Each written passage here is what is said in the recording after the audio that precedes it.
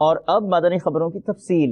شیخ طریقت امیر اہل سنت دامت برکاتہم العالیہ کے ساتھ المدینۃ العلمیہ کے اور دیگر اسلامی بھائیوں نے کھانا کھانے کی سعادت پائی۔ آف ایئر مدنی پھولوں کا بھی سلسلہ ہوا۔ برما کے مظلوم مسلمانوں کے لیے باپا نے دعا بھی فرمائی، ملاحظہ کیجیے۔ مولاي صل وسلم دائما ابدا على حبيبك خير الخلق كلهم مولاي صل وسلم دائما ابدا على حبيبك خير الخلق كلهم هو الحبيب الذي ترجى شفاعته هو الحبيب الذي ترجى شفاعته لكل هول من الأهوال مقتحم الحمد للہ رب العالمین والصلاة والسلام علی سید المرسلین۔ یا اللہ، برما آج کل کفار کے نرغے میں ہے۔ میرے مولا کریم، ظالم کفار ظلم و ستم کی آندھیاں چلا رہے ہیں اور مظلوم مسلمانوں کو ظلم و تشدد کا نشانہ بنا رہے ہیں، بے دردی سے شہید کر رہے ہیں۔ چھوٹے چھوٹے بچوں کو شہید کیا جا رہا ہے، خواتین کو شہید کیا جا رہا ہے۔ اے میرے مالک، مسلمانوں کو ان ظالم کفار کے ظلم و ستم سے نجات عطا فرما۔ میرے مالک، مسلمانوں کو کفار ناہنجار پر غلبہ عطا فرما۔ الہ العالمین، مسلمانوں کو غلبہ عطا فرما، مسلمانوں کو غلبہ عطا فرما۔ آمین بجاہ النبی الامین صلی اللہ تعالی علیہ وآلہ وسلم۔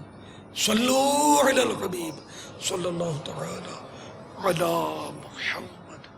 خالی یہ مجلس یا خادمین نہیں، یہ ہر نمازی کے لیے، ہر مسجد میں آنے والے کے لیے یہ احتیاط ضروری ہے کہ آپ کی ذات سے مسجد میں کوئی گندگی نہ ہو، صفائی کا کوئی بھی مسئلہ کھڑا نہ ہو۔ مجھے بارہا دیکھا ہوگا دیکھنے والوں نے، جب جن دنوں مسجد میں پاؤں یوں باہر وہ صاف کرتا تھا، یار میں چل کر میرے پاؤں کے تلوے میں گرد لگ گئی ہوتی ہے۔ یہ چپل تو ٹھا کر کے صاف کرتے نا، میں پاؤں کے تلوے رومال نکال کے صاف کرتا تھا، پھر اندر آتا تھا مسجد کے اندر۔ الحمدللہ۔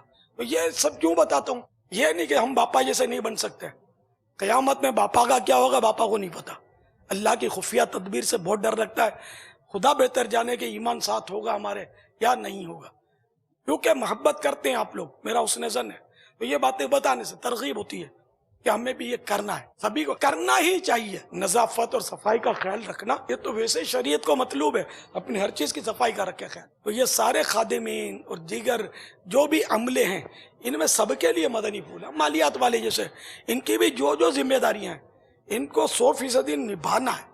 ایک لمحے کی بھی ان کو مطلب اس میں کوتاہی نہیں کرنی۔ اور میں سب کو یہ مدنی پھول دوں گا کہ اپنی ڈیوٹی سے، اب یہ کوئی فرم نہیں ہے، یہ کوئی فیکٹری نہیں ہے، یہ کوئی نجی ادارہ نہیں ہے، پرائیویٹ فرم نہیں ہے، یہ اللہ کا گھر ہے۔ اس کی خدمت آپ سب کے لیے باعث سعادت ہے۔ اپنی ڈیوٹی سے کچھ نہ کچھ وقت زیادہ دے دیا کریں اللہ کے لیے، اور سنائے بھی نہیں کہ میں نے اتنا دیا، اللہ کی رضا کے لیے 1 گھنٹہ، آدھا گھنٹہ، 2 گھنٹہ، جب کبھی آپ کو موقع ملے آپ یہ دے دیا کریں، اس کا ثواب آپ کو ملے گا۔ اور جو اجارے کا ہوتا ہے اس میں زیادہ ثواب نہیں ملتا، یہ آپ کے لیے کار ثواب ہوگا۔ اور اگر اس میں یہ بھی نیت کر لیں کہ ڈیوٹی کے دوران میری کوتاہی کوئی ہو گئی ہو تو اس کا بھی یہ بدل ہو جائے، 1 دن کی 2 دن کی کبھی تنخواہ اگر آپ کٹوا دیا کریں احتیاطاً کہ ہر مہینے میں 28 دن کی تنخواہ مجھے دیا کرو، کوتاہی ہو جاتی ہے۔ یعنی مسجد کا اپنے پاس نہیں رہنا چاہیے، اپنے جیب سے جانا چاہیے۔ میں ترغیب کے لیے یہ عرض کرتا ہوں، ایک واقعہ پہلے بھی عرض کیا ہے، جب فیضان مدینہ زیر تعمیر تھا تو وہ کنکر بجریاں رکھی رہتی تھی، تو میرے چپل پہلے خانے دار ہوتے تھے، خانے میں ایک کنکر فیضان مدینہ کا آ گیا تھا، میرے گھر پہنچ گیا میرے ساتھ چلتے ہوئے، دیکھا تو یہ کنکر، میں نے کہا آیا فیضان مدینہ سے ہوں، فیضان مدینہ میں ایسے کنکر ہیں، کنکر میں نے نکالا، آیا واپس جب بھی وہ ساتھ لے کر میں نے کنکر کے ڈھیر میں ڈال دیا. یہ میری مسجد کا ہے، میری فیضان مدینہ کا ہے. قرآن کریم میں وَمَن يَعْمَلْ مِثْقَالَ ذَرَّةٍ خَيْرًا يَرَهُ وَمَن يَعْمَلْ مِثْقَالَ ذَرَّةٍ شَرًّا يَرَهُ. جو ایک ذرہ بھلائی کرے گا وہ بھی دیکھے گا، جو ایک ذرہ برائی کرے گا وہ بھی دیکھے گا. اس لیے بہت سنبھل کر پھونک کر اپنے کام کرنا ہے. بلکہ وہ خواہ مسجد کا ہو، خواہ کہیں بھی آپ نوکری کرتے ہو، کچھ بھی کرتے ہو، اپنے گھر کا ہی ہو، ہر جگہ ذرے کا کاش ہم خیال رکھنے والے بن جائیں.